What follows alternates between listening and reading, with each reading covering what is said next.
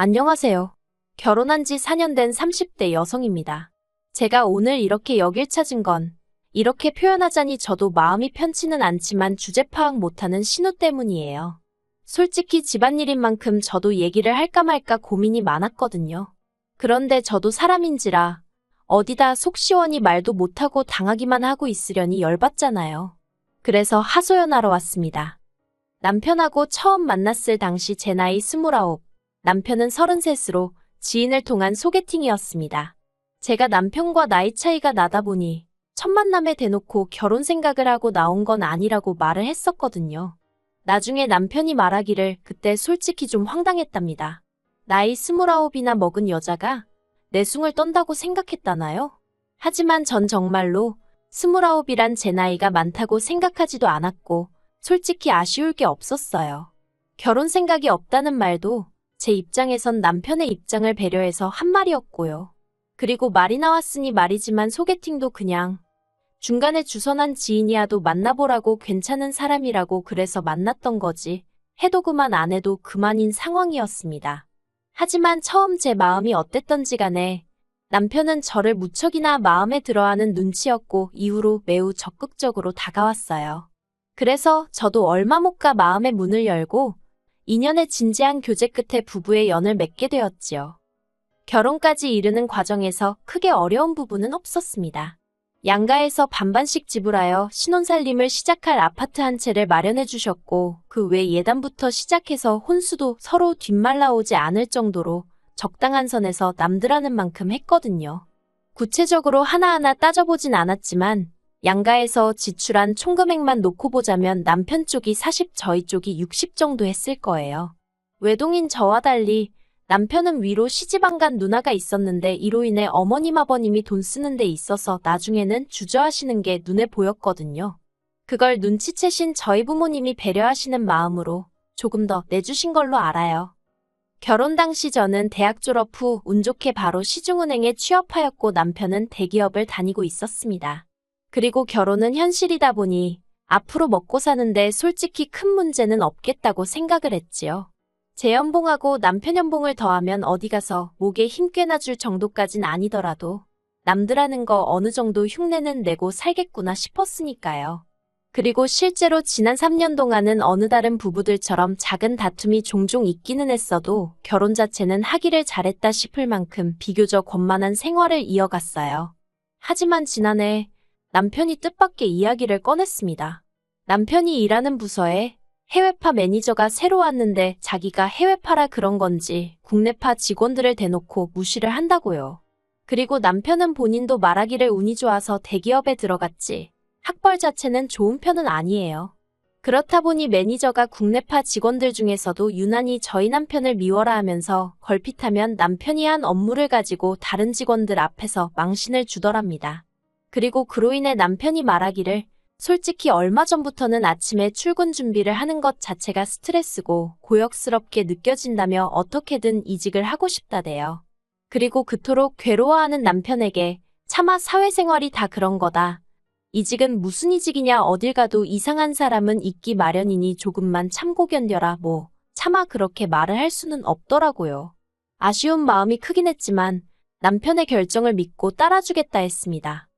그런데 문제라고 해야 할지 실은 저희가 올해는 아이를 갖는 쪽으로 방향을 잡아둔 상황이었거든요.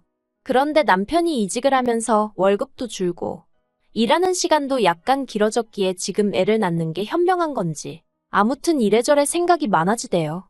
물론 낳아 키우자면 키울 수야 있었지만 원래 조금이라도 더 좋은 것만 주고 싶은 게 부모 마음이니까요. 그리고 이런 고민으로 제가 골머리를 앓고 있던 무렵 남편이 황당한 일을 벌였습니다. 그건 바로 이사를 고민하시던 어머님께 저희 집 근처로 이사를 와달라고 했던 거지요. 제가 어이가 없어서 남편더러 도대체 무슨 생각으로 그런 거냐니까 한다는 말이 가까이 살면서 이런저런 도움을 받아보려고 했답니다. 하다못해 반찬이라도 한두 개 얻어먹으면 그나마 살림에 도움이 되지 않을까 싶었다나요. 황당하고 어이가 없었지요.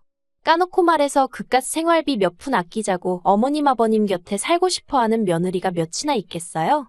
하지만 남편은 정말 좋은 뜻으로 그런 거라며 황당해하는 저에게 억울하다 난리였네요. 그리고 결국 어머님은 저희 집에서 걸어서 10분도 안 걸리는 곳으로 이사를 오셨습니다. 어머님의 이사와 관련해서 제 나름대로 우려했던 몇 가지가 있었는데 그중 하나가 어머님의 방문이었거든요.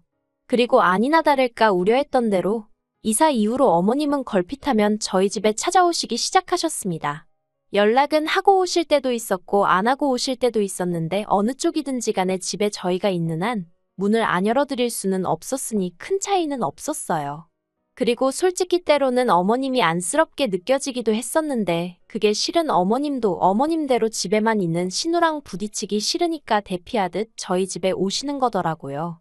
그 얘기를 듣고 나서는 그래도 한두 시간이라도 저희 집에 계시다 가시면 마음이 풀리신다니 다행이다 싶기도 하고 그래서 저도 제 나름대로 어머님께 잘해드리려고 마음을 많이 썼어요.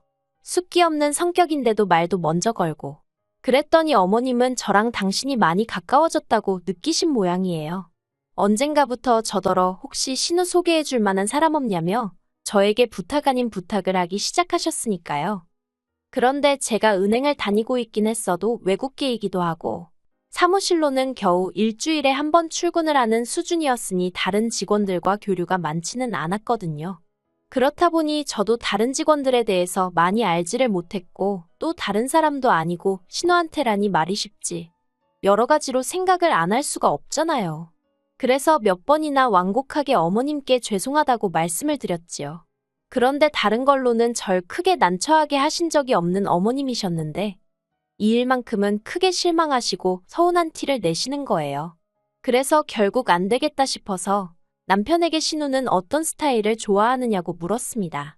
그랬더니 키 크고 능력 있는 사람이면 좋겠다 했고 그때 문득 한 사람이 제 머릿속을 스쳤습니다.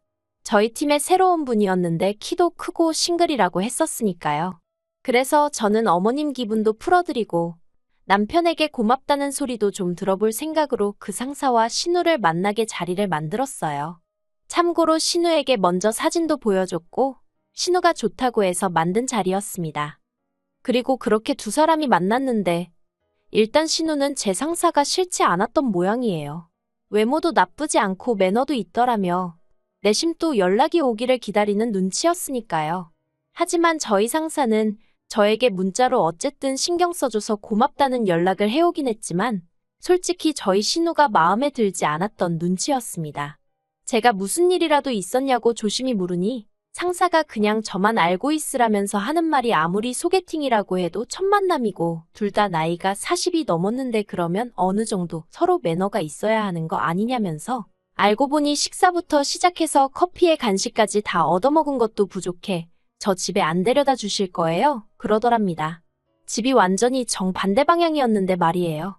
상사가 하는 말이 제 신우라는 것도 알고 있고 제 입장도 난처하겠다 싶어서 집에까지 데려다 주기는 했는데 한마디로 남자한테 바라는 게 많은 여잔 것 같아서 별로랍니다. 그래서 제가 정말 죄송하다고 그런데 혹시 제 입장을 생각해서라도 한 번만 애프터 신청을 해주시면 안 되겠냐고 물었어요. 그랬더니 상사가 자기 누나도 시집살이를 호되게 하는 걸 봤다면서 알겠다고 한 번만 더 만나보겠다고 대신 자기한테 더는 다른 걸 기대하면 안 된답니다. 그래서 정말 감사하다고 인사하고 신우에게는 남편을 통해 제 상사인 만큼 매너 있게 행동해달라고 말을 전했지요. 하지만 역시나 상사는 저희 신우가 어지간히 마음에 안 들었던 모양이에요. 두 번째 만남 이후로 슬며시 제가 어땠는지 물으니 저번보다 더 단도직입적으로 얼굴은 이쁘장한데 성격이 별로라면서 딱 잘라 말하더군요. 게다가 두 번째 만남에서도 신우는 이론 한 푼 쓰질 않더랍니다. 그러면서 이건 돈이 문제가 아니라 마인드의 문제인 것 같다대요. 그런 이야기를 듣는 내내 제 낯이 얼마나 뜨겁던지. 그래서 저도 더는 상사에게 부탁을 할 수도 없고 그저 여러 가지로 죄송했다고 몇 번이나 사과를 드렸네요. 한편으론 신우도 두 번째 만남 이후론 저나 남편에게 이러쿵저러쿵 말이 없었기에 그럭저럭 잘 마무리되는 듯 했습니다. 그런데 이후가 문제였어요. 며칠 후 남편이 저더러 이야기 좀 하자더니 불같이 화를 내기 시작했습니다. 알고 보니 저희 상사가 부모님이 안 계셨던 모양이에요. 저는 몰랐다고 했습니다. 회사 상사의 부모님이 살아계신지 돌아가셨는지까지 아는 경우는 많지 않으니까요. 그리고 상사 나이가 44이었는데 흔하진 않지만 그렇다고 무슨 천혜고아도 아니고 그게 그렇게나 화를 낼 일인가 싶었지요. 그런데 남편이 또 묻기를 저희 상사한테 누나가 둘이나 있는 걸 알고 있었냐입니다. 그래서 누나가 있는 건 알았지만 둘인 줄은 몰랐다고 했더니 잘 알아보지도 않고 소개팅을 주선하면 어떡하냐면서 어떻게 자기 누나한테 부모도 없고 누나만 둘이나 딸린 남자를 소개해 줄 수 있냐고 계속해서 화를 내는 거예요. 그리고 제 입장에서도 들어주는 것도 정도가 있지. 갈수록 어이가 없어서 결국 키 크고 능력 있는 남자면 된다고 하지 않았냐고. 상사 키가 188이고 연봉도 1억 가까이 되는데 뭐가 문제냐고 받아쳤네요. 그리고 어차피 둘이 잘 되지도 않았는데 이제 와서 그런 조건들을 들먹이며 나한테 화를 내는 이유가 뭐냐고 했더니 그래도 신우가 저한테 너무 실망했다며 속상해하더라나요. 자기를 얼마나 만만하게 봤으면 그런 남자를 소개할 수가 있냐면서요. 솔직히 저희 신우라고 해서 이쁘장한 얼굴 말고는 딱히 자랑할 것도 없습니다. 그리고 나이가 40인데 아무리 이쁜들 20대 30대에 젊음이 있는 것도 아니고 그렇다고 직장이 탄탄한 것도 아니에요. 초등학교에서 가끔 기간제 교사로 일을 하긴 했지만 그것도 매번 재계약을 해야 했고 재계약으로 이어지지 않는 경우도 허다했으니까요. 그래도 어디 가면 자기 직업이 꼭 초등학교 선생님이라고 하는 사람입니다.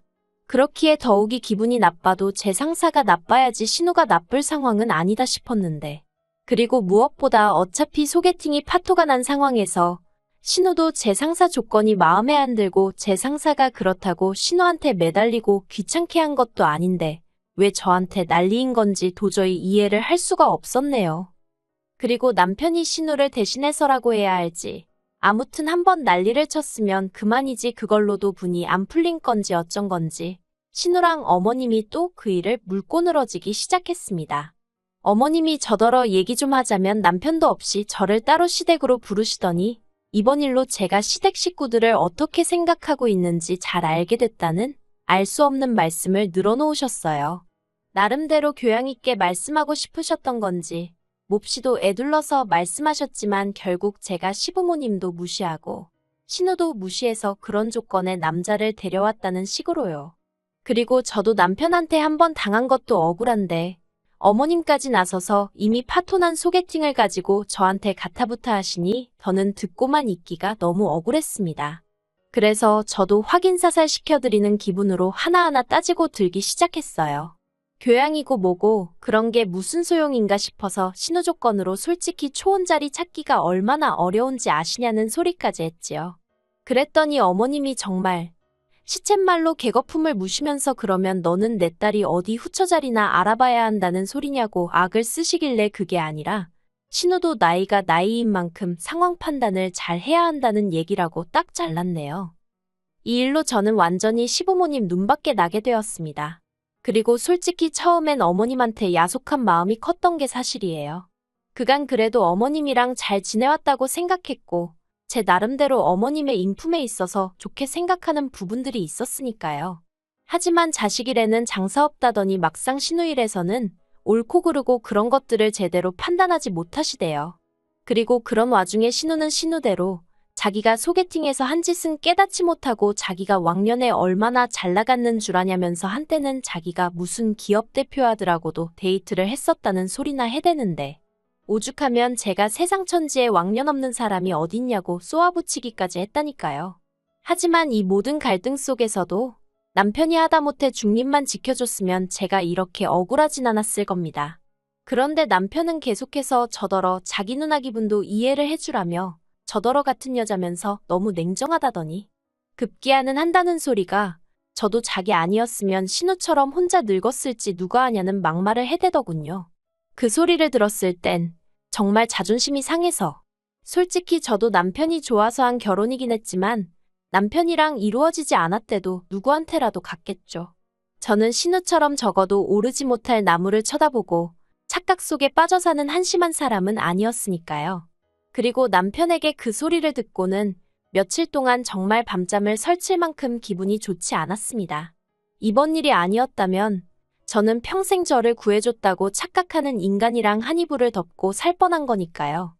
그래서 저는 남편과 이혼을 결심했습니다.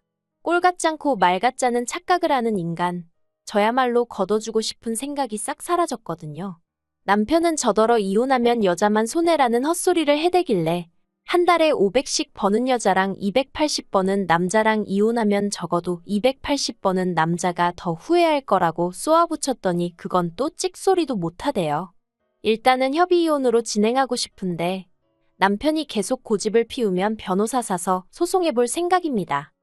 솔직히 신우 소개팅이나 파토나고 말 줄 알았는데 제 결혼 생활까지 파토가 나게 되다니 유감이기는 해요. 하지만 뭐 좋은 쪽으로 생각하려고요. 아이라도 있었으면 아마 남편이란 작자는 더 기고만장해서 애딸린 여자가 어쩌고 하면서 저를 무시했을 수도 있잖아요. 늦지 않게 남편의 실체를 알게 돼서 정말 다행이다 싶고요. 앞으로 지리한 시간 싸움일 테지만 지치거나 흔들리지 않을 거예요.